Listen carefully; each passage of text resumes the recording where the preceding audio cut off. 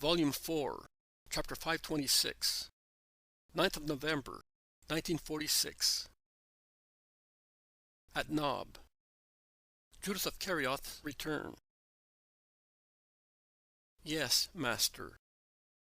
Judas of Kerioth has been here for many days. He came one Sabbath evening. He looked tired and exhausted.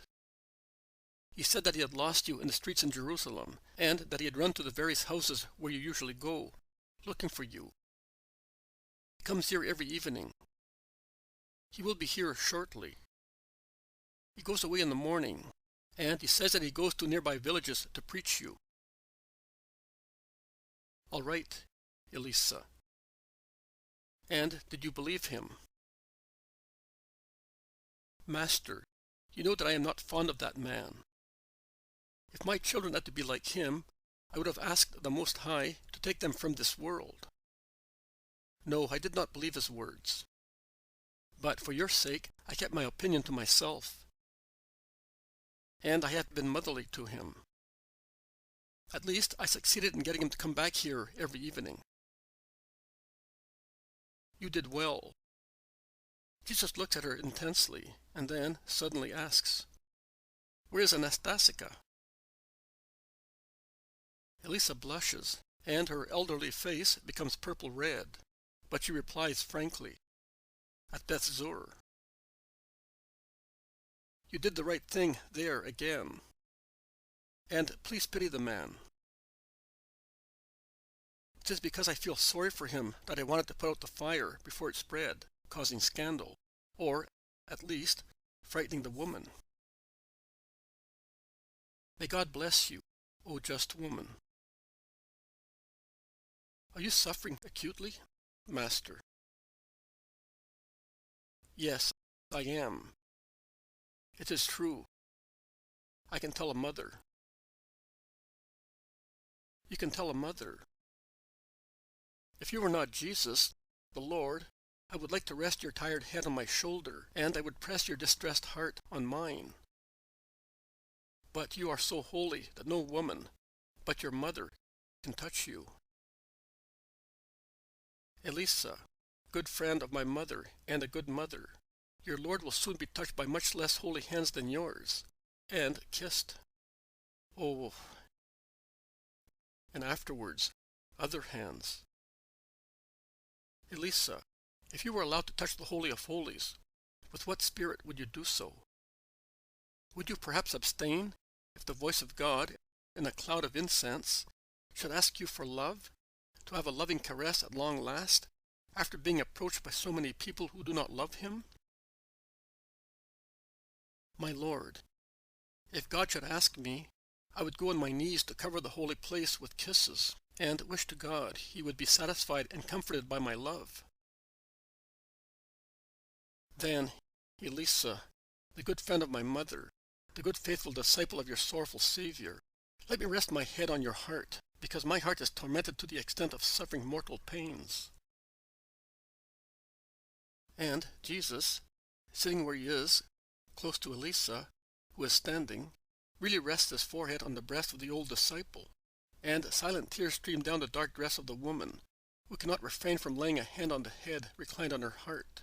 And then, feeling the tears fall on her bare sandal-shod feet, she bends to kiss Jesus' head, lightly, and weeps silently, raising her eyes towards the sky in silent prayer. She looks like an elderly mother of sorrows. She does not speak or move, but she is so motherly in her attitude that she cannot possibly be more so. Jesus raises his head and looks at her. He smiles lightly and says, "May God bless you for your pity." Oh, a mother is really necessary when grief overwhelms the strength of man. He stands up. He looks once again at his disciple and says, "Every moment of this hour is to be kept to ourselves. I came ahead by myself just for that." Yes, Master. But you cannot remain all alone.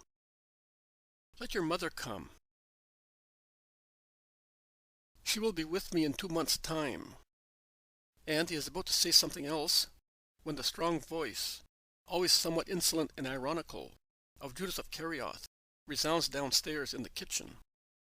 Still busy carving, old man. It's cold. And there is no fire in here. I am hungry. And there is no food ready. Is Elisa sleeping, perhaps? She wanted to do everything by herself. But old people are slow, and their memory is weak. I say, are you not speaking? Are you completely deaf this evening? No, but I am letting you speak, because you are an apostle, and it ill becomes me to reproach you, replies the old man. Reproach me? Why? Examine yourself, and you will find why. My conscience has no voice, which means that it is deformed, or that you have maimed it. Ha ha ha ha! And Judas must have gone out of the kitchen, because first the door bangs, and then footsteps are heard on the staircase. I am going downstairs to prepare, Master. Go, Elisa. Elisa leaves the room upstairs, and she immediately meets Judas, who is about to set foot on the terrace. I am cold and hungry. Nothing else? Well, man, you still have very little. What else should I have? Hey, so many things. Elisa's voice fades away. They are all old fools. Phew. He pushes the door and finds himself facing Jesus. He is so surprised that he takes a step backwards. He collects himself and says, Master, peace to you. Peace to you, Judas. Jesus receives the kiss of the apostle, but he does not return it. Master, you have... Are you not kissing me? Jesus looks at him and remains silent. It's true. I made a mistake.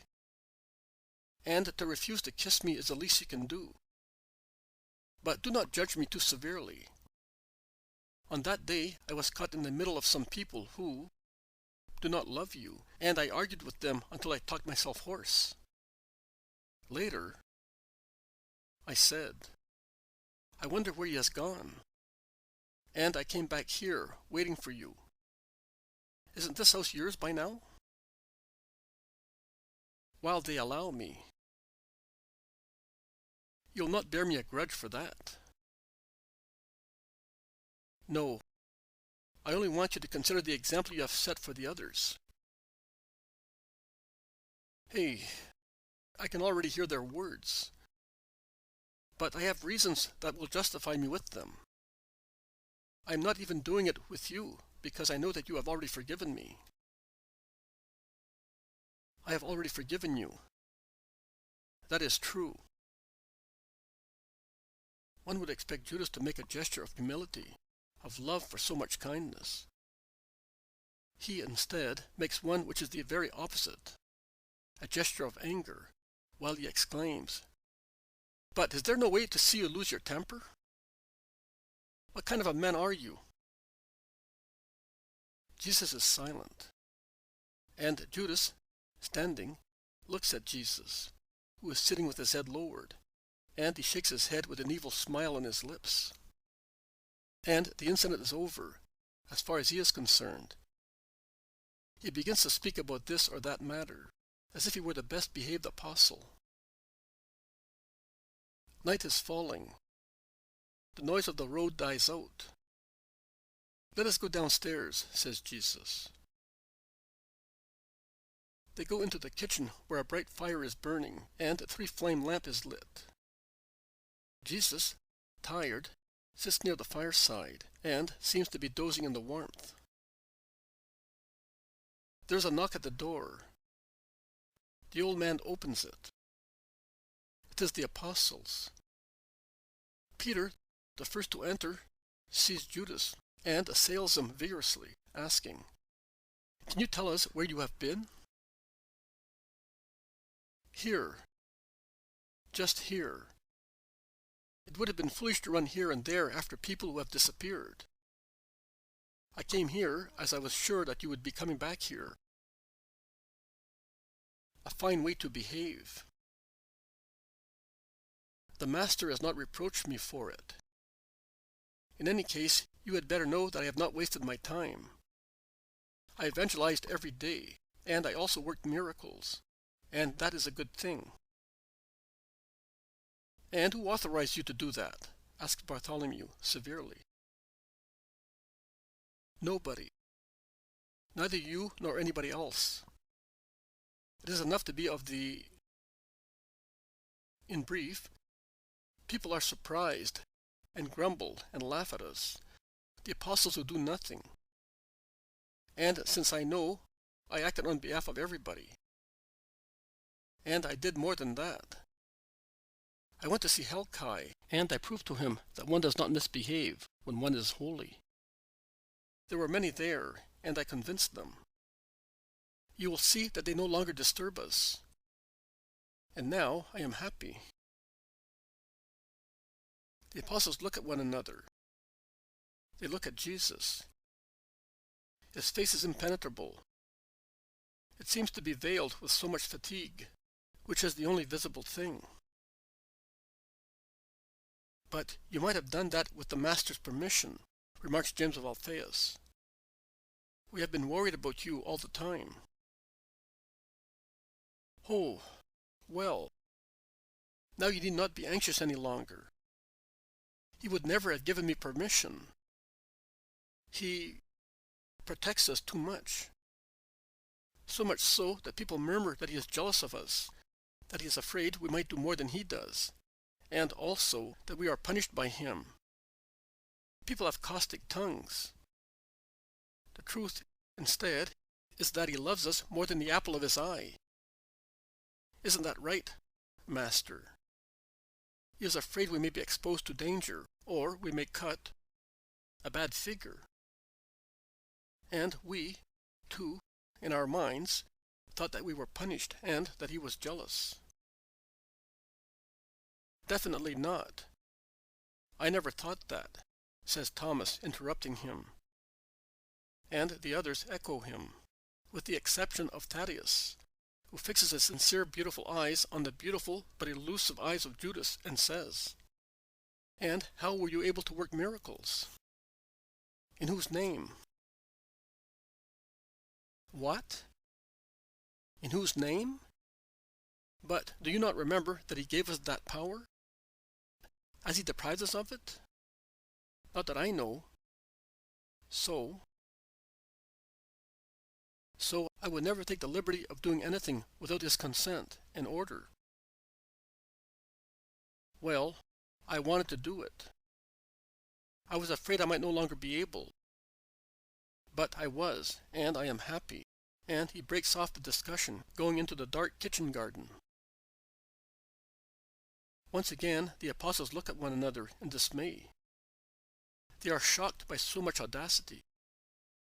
But no one has the heart to say anything that may grieve their Master even more, as he seems to be suffering so much. They get rid of their bags, which John, Andrew, and Thomas take upstairs. And Bartholomew, bending to pick up a dry branch fallen out of a faggot, whispers to Peter, God forbid he was helped by a demon. Peter makes a gesture with his hands as if he wished to say, "Goodness gracious," but he does not say one word. He goes to Jesus, and laying a hand on his shoulders, he asks him, "Are you so tired?" "Yes, Simon, I am." "It's ready, Master. Come to the table." Or, "No, remain there, near the fireside. I will bring you some milk and bread, says Elisa. In fact, she puts a big bowl of steaming milk and some bread spread with honey on a tray and takes it to Jesus, and she waits while he, standing, offers the food. Then she crouches on the floor, like a good old mother, anxiously wishing to console him, and she smiles at him, urging him to eat. And when Jesus lovingly reproaches her for spreading the bread with honey, she replies, "I would give you my blood to invigorate you, my master. This is the poor honey of my kitchen garden at Bethzur, and it can but strengthen your body. But my heart..." The others are eating round the table, with the good appetite of people who have walked a long way. And Judas, peaceful, almost arrogant, eats with them, and is the only one to speak. He is still speaking when Jesus orders, "Let each of you go to the house giving you hospitality. Go. Peace be with you." Judas, Bartholomew, Peter, and Andrew remain with him. And Jesus orders them to go and rest at once. He is deadly tired, so tired that he can no longer endure to speak or hear people speak, and I think he is unable to bear the effort of controlling himself with regard to Judas of Kerioth.